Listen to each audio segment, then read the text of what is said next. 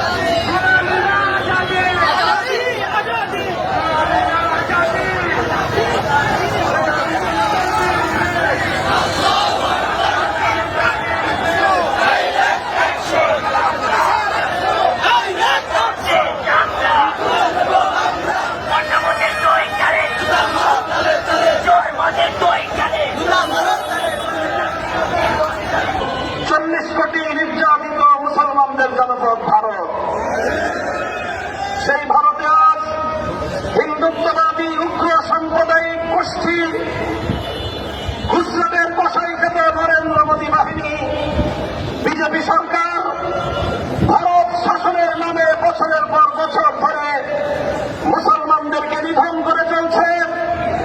ভারতকে মুসলিম শূন্য করার এক গভীর ষড়যন্ত্র দিয়ে একের পর এক আইন তারা তৈরি করে যাচ্ছে এবং প্রয়োগ করে যাচ্ছে।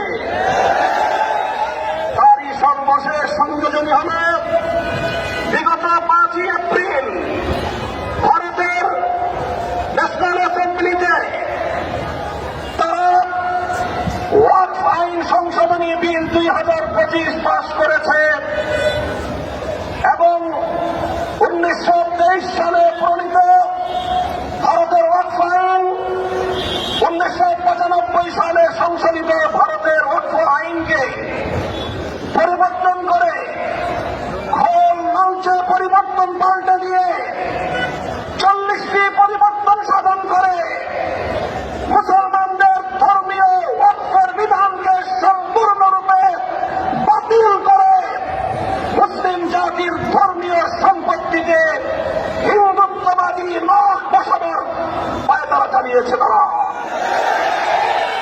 ভারতের প্রায় 6 লক্ষ ভূমিতে প্রতিষ্ঠিত শত শত বছর পূর্ব থেকে প্রচলিত আল্লাহর জন্য ওয়াকফকৃত মুসলমানদের ধর্মীয় স্থাপনা মসজিদ মাদ্রাসা ঈদগাহ কবরস্থান সহ অন্যান্য একান্ত ধর্মীয় কাজে আল্লাহর নামে ওয়াকফকৃত মুসলমানদের পূর্বপুরুষদের পক্ষ থেকে তাদের ব্যক্তিগত সম্পত্তি, সেই সম্পত্তি তারা ইসলাম এবং মুসলমানদের স্বার্থে উইল করেছে, ওয়াকফ করেছে। সেই সম্পত্তির দিকে আজকে হিন্দুত্ববাদী মোদী সরকারের লোলুপ দৃষ্টি পড়েছে।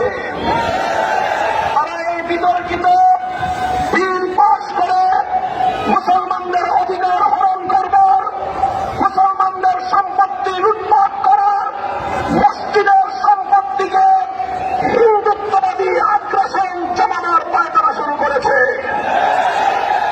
আমরা বাংলাদেশের পক্ষ থেকে এই জাতীয় চরম সাম্প্রদায়িক উগ্রবাদী সিদ্ধান্তের এবং বিল পাসের চরম নিন্দা জ্ঞাপন করছি। স্পষ্ট ভাষায় আমরা দাবি জানাতে চাই, অনতিবিলম্বে এই বিতর্কিত ওয়াকফ বিল 2025 বাতিল করতে হবে।